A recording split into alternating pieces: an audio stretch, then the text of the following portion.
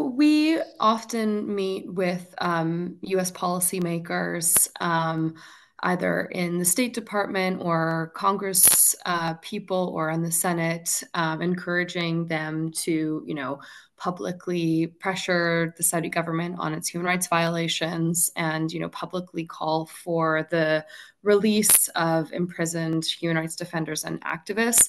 Unfortunately, I think that we see less public pressure than we would want. And we see less public statements calling for the specific release of certain activists than we would hope for. And I think that, we can't deny that this relationship between the two states that, often the U.S. Is, supports Saudi in its abuses and is oftentimes, even complicit in them.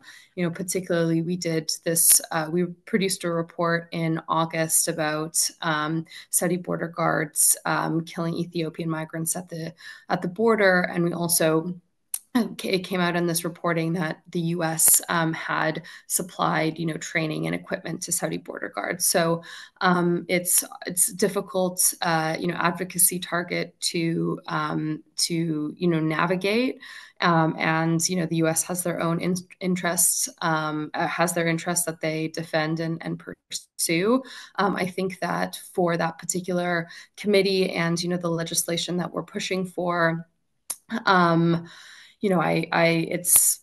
hopeful, but at the same time, I think in the U.S. At this particular moment, it's very challenging to get anything done, and particularly, legislation on that speaks to such a contentious issue.